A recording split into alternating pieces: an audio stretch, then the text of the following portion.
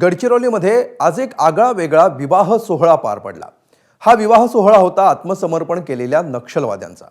महत्त्वाची बाब म्हणजे या विवाह सोहळ्याला वऱ्हाडी म्हणून पोलीस उपस्थित होते, तर या लग्नातले प्रमुख पाहुणे होते राज्याचे मुख्यमंत्री देवेंद्र फडणवीस।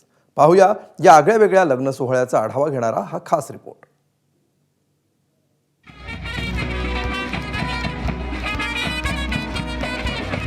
पोलीस वऱ्हाडी बनले।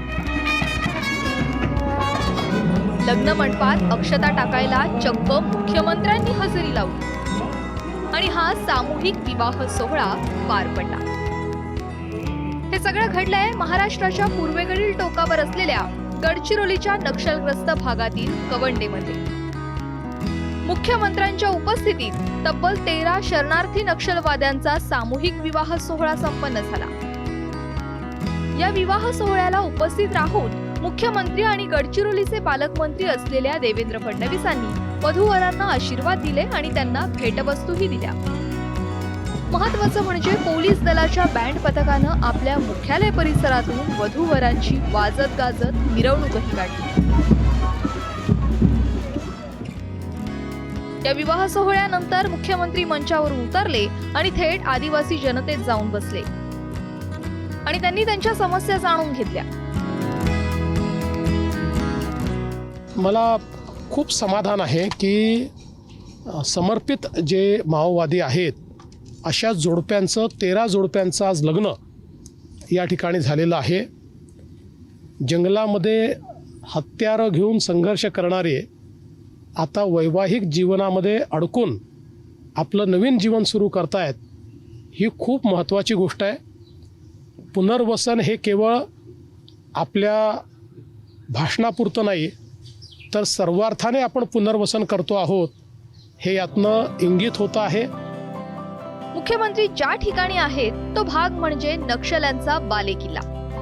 छत्तीसगड सीमेला लागून असलेल्या या भागात गेल्या कित्येक दशकांपासून नक्षल्यांचं वर्चस्व होतं। कवंडेचा हा भाग कायम दुर्लक्षित होता, पण आता इथे पोलीस आउटपोस्टसह अनेक सोयी सुविधा उपलब्ध करून देण्याचा शासनाचा प्रयत्न आहे। जी काही एक सिक्युरिटीची व्हॅक्यूम होती ती भरण्याचं काम या आउटपोस्टने केलेलं आहे।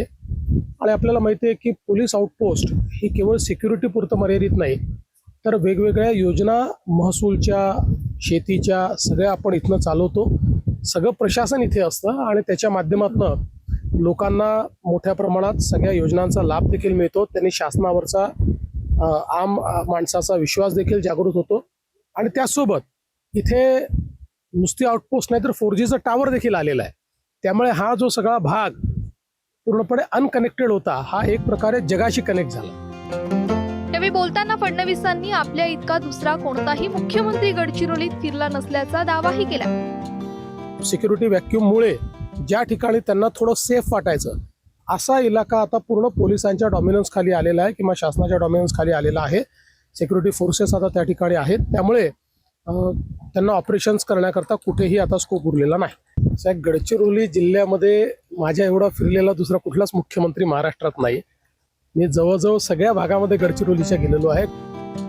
एकूणच गेली अनेक वर्ष नक्षल्यांच्या प्रभावाखाली असलेल्या या भागात आता सुधारणेचं वारं वाहत आहे। नक्षलवादाच्या प्रवाहात ओढले गेलेले अनेक जण आत्मसमर्पण करतायत आणि यात शासनाची भूमिका ही महत्त्वाची ठरतीये। रजत वशिष्ठचा ब्युरो रिपोर्ट, ABP माझा, गडचिरोली।